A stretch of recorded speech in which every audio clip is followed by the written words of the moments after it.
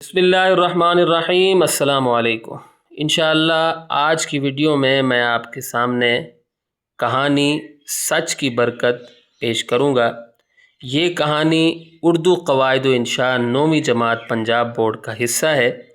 किताब में ये कहानी तो लिखी हुई थी मगर तवील थी और थोड़ी मुश्किल थी, तो मैंने इस कहानी को एक नए अंदाज में निहायत आसान और मुख्तसर करके पेश किया है। तो अगर आप ये कहानी इम्तिहान में लिखेंगे तो इंशाअल्लाह आपको बहुत अच्छे नंबर मिलेंगे, क्योंकि ये कहानी किताब से हट कर है। ठीक है, तो आइए वीडियो शुरू कर लेते हैं।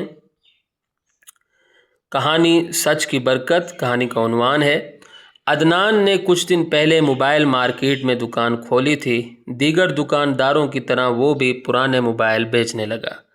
वो दीगर दुकानदारों से बिल्कुल मुख्तलिफ था। जब भी उससे कोई मोबाइल ख़रीदने आता तो वो सच सच उसकी सारी खामियां बता देता था। सब कुछ बताकर कहता, अब आपकी मर्ज़ी है, ख़रीदें या ना ख़रीदें। दीगर दुकानदार उस पर हंसते थे। सब कहते थे कि ये नया दुकानदार 2 महीने भी टिक जाए तो बड़ी बात है।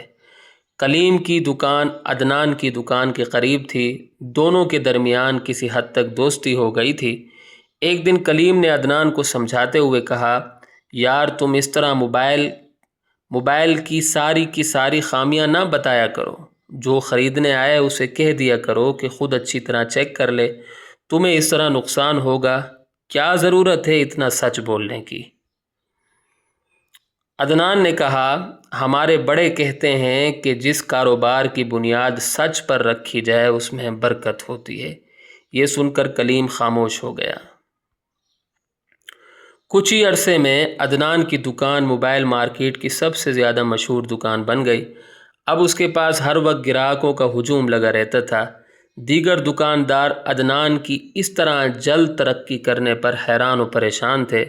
अदनान हकीकी मानों में सच की बरकत का फल खा रहा था। तो यहाँ आकर हमारी वीडियो इख्तिताम को पहुँचती है। उम्मीद करता हूँ कि आपको मेरी काविश पसंद आई होगी। अगली वीडियो तक के लिए मुझे इजाज़त दें।